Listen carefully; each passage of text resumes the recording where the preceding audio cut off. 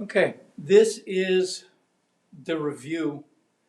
There's very, very little to review, to be honest with you, that you need to memorize or anything like that. Okay? We went over ratios. Remember, just fractions. That's all they are. Always think about simplifying.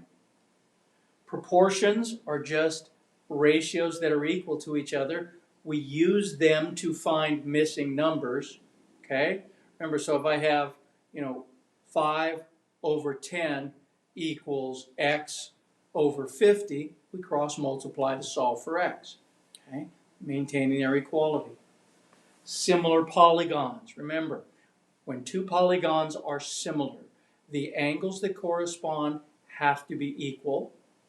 The sides that correspond are in proportion, meaning each pair, each ratio reduces to the same fraction. If they don't, then the polygons are not similar.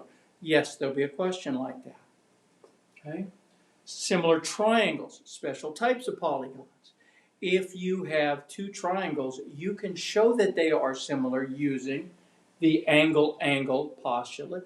If two pairs of angles on two triangles are congruent, then the triangles are similar, because the third angle has to be equal. Okay? Side angle side.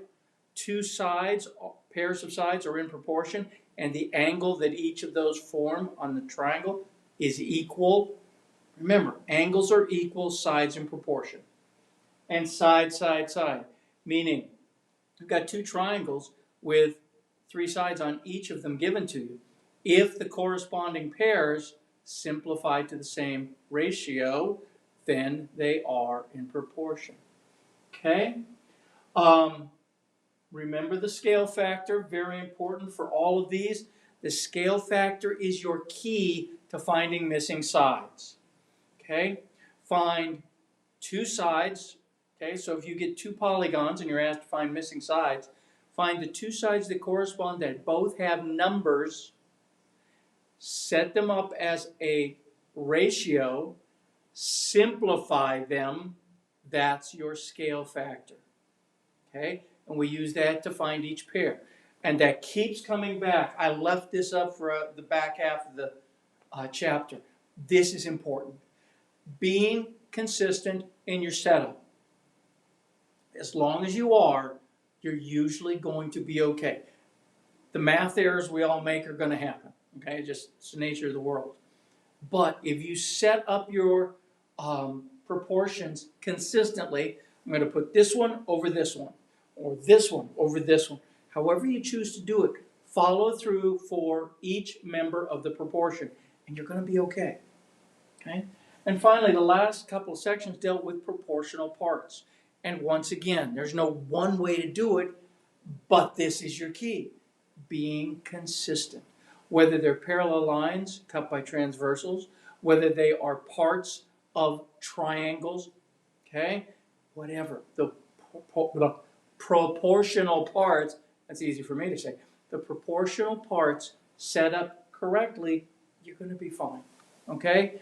This chapter, as I think you've noticed, the math is not incredibly difficult, but it is tedious at times. Make sure you've got a calculator ready for the test. Okay, it's going to help a lot because there are decimals in it. You're going to have to deal with some fractions. Take your time. You'll have plenty. It's like an 18-question test. But you do have to do some math on it, which you've seen throughout the chapter. Okay, so that's all you're dealing with on this test. Okay, we'll deal with the review early part of the week. We'll go over all of those answers on Wednesday, whatever questions you may have, and then your test will be Thursday and Friday. Okay? Very good.